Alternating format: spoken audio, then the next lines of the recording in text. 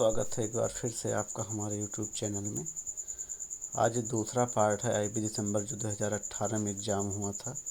जो कल वीडियो बनाया था वो फर्स्ट था, जिसमें 50 क्वेश्चन थे, और ये दूसरा है इसमें कि जो है 50 क्वेश्चन बचे हुए हैं।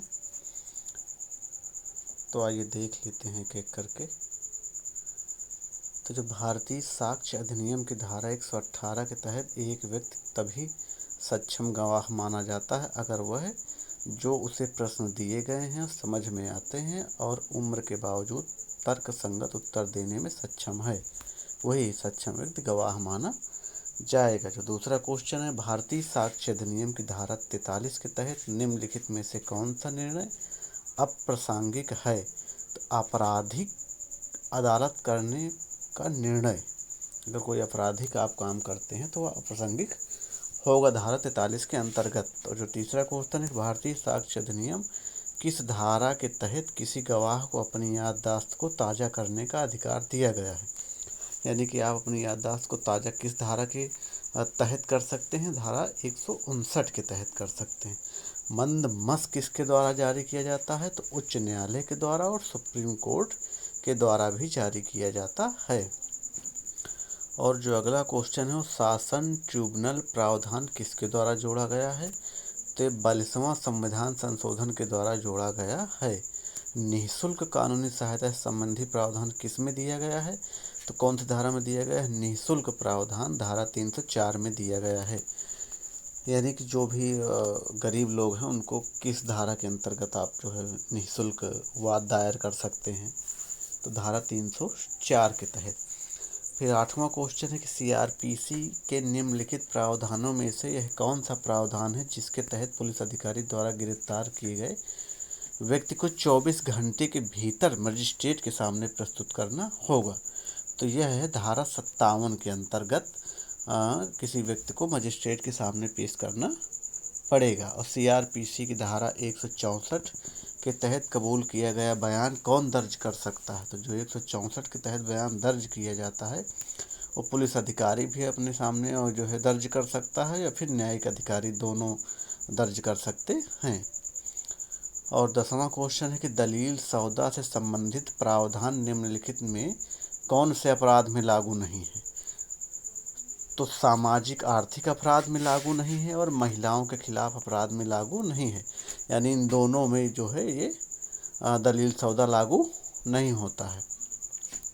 अगला क्वेश्चन है 11 नंबर कि जब दो या दो से अधिक व्यक्ति अवैध कार्य करने के लिए सहमत होते हैं या ऐसा कोई कार्य जो गैर कानूनी साधनों से गैर कानूनी है तो इस तरह के समझे को इस प्रकार नामित किया जाता है, तो आपराधिक षड्यंत्र के तौर पर नामित किया जाता है। अगला क्वेश्चन है राजद्रोह के संबंध में प्रावधान किसके तहत दिया गया है? तो जो राजद्रोह का प्रावधान है वो आईपीसी की धारा 124A के तहत दिया गया है।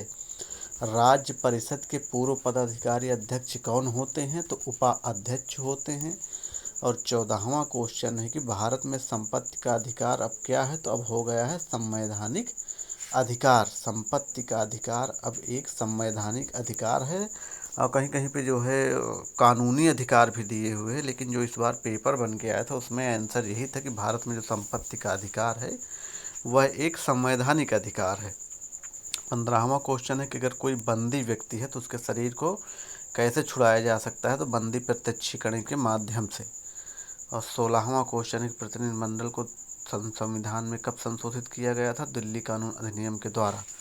जो प्रतिनिधिमंडल को संविधान में कब संशोधन किया गया था? तो एक दिल्ली का कानून बना था उसके द्वारा किया गया था। जब एक वर्ष में कोई लाभ नहीं होता है या किसी कंपनी का लाभांश प्राथमिक शेयरों पर निश्चित लाभ का भुगतान करने के लिए पर्याप्त नहीं है तो लाभांश के बकाये का भुगतान सामान्य शेयरों पर लाभांश का भुगतान करने से पहले करना चाहिए। इसे क्या कहा जाता है? तो इसे कहा जाता है संचयी प्राथमिकता शेयर। और क्वेश्चन नंबर 19 है कि औद्योगिक विवाद का अर्थ है कि बीच किसी विवाद का अंतर है कि नियोक्ता और नियोक्ता के बीच अंतर, नियोक्ता और कार्यकर्ता के बीच, और नियोक्ता और श्रमिक के बीच, यानी कि इन सभी के बीच जो अंतर है उसी को विवाद का अंतर माना जाता है। अगला क्वेश्चन है निम्नलिखित में से कौन एक अचल संपत्ति को स्थानांतरित नहीं कर सकता? जो अचल संपत्ति है, यदि चल अचल संपत्ति होती है तो जो अचल संपत्ति है उसको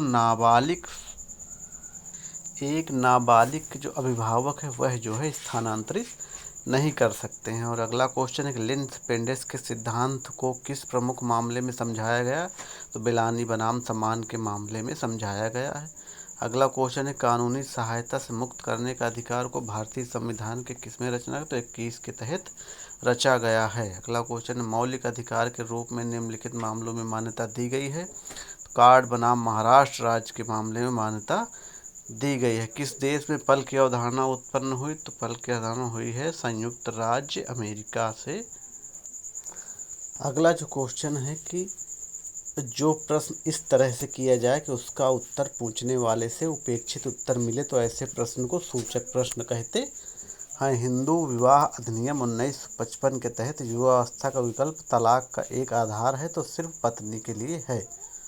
हिंदू विवाह अधिनियम 1955 की कौन सी धारा शून्य से बच्चे को वैधता प्रदान करती है? तो धारा 16 है। ग्लोबल वार्मिंग के बजाय ग्लोबल कूलिंग में निम्नलिखित कौन सा योगदान देता है? तो एरोसोल नाम का एक पदार्थ होता है वो योगदान देता है। निजी रक्षा के अधिकार को किस प्रावधान में दिया गया है? तो भारतीय संहिता की 96 से 106 के तहत निजी रक्षा के अधिकार को प्रावधान किया गया है। जिन पार्टियों को अनुबंध के विशिष्ट प्रदर्शन के अनुसार प्रदर्शन करने के लिए मजबूर नहीं किया जा सकता उन्हें मिश्र राष्ट्र अधिनियम किस धारा में प्रदान किया गया है? तो धारा 28 के अंतर्गत उनको प्रदान किया गया। किस तरह की संपत्ति स्थानांतरित है? तो कानून द्वारा निश्चित नहीं होने पर किसी भी प्रकार की संपत्ति स्थानांतरित है। यानी कि कानून द्वारा अगर कोई उसमें व्यवधान नहीं है तो हर तरह की संपत्ति स्थानांतरित है, चाहे वह अचल हो और चाहे चल संपत्ति हो। अगला क्वेश्चन है कि संपत्ति अधिनियम के अनुसार निम्नलिखित में से क्या अचल संपत्ति के तहत नहीं आता? तो इसमें से कई होते हैं लेकिन जो आंसर है तो कि जो छत से पंखे की बिक्री होती है वह जो है अचल संपत्ति के अंतर्गत नहीं आती है। रख रखाव की सुविधा भी आता है, किराए संबंधित अधिकार भी आते हैं लेकिन वह नहीं था। यूपी राज्य बनाम हुसैन 1977 AIR संबंधित है तो रचनात्मक पूर्ण न्याय से।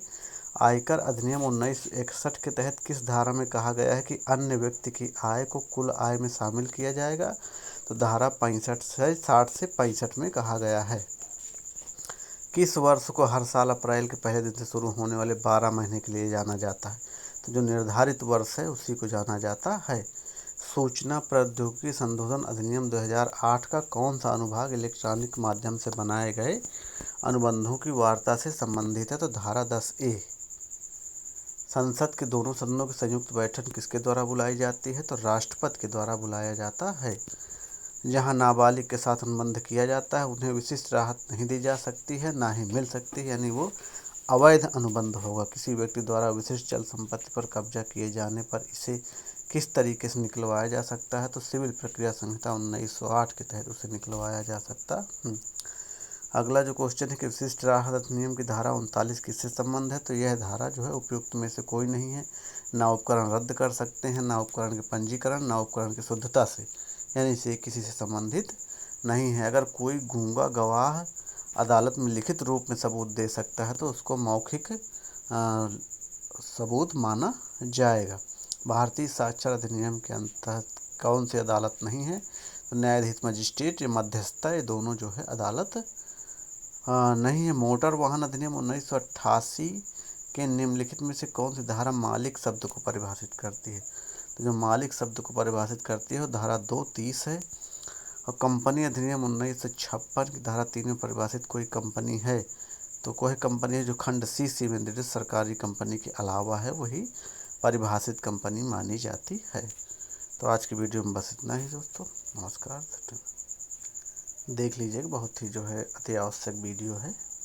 इसमें से जो भी क्वेश्चन 2018 में आए हुए थे वह सब हैं, और इसके पहले वाला भी वीडियो देख लीजिएगा ताकि जो है कंफर्म हो जाए 100 क्वेश्चन है। इससे यह भी आइडिया लग जाएगा कि किस प्रकार के क्वेश्चन जो है IB के एग्ज़ाम में आते हैं।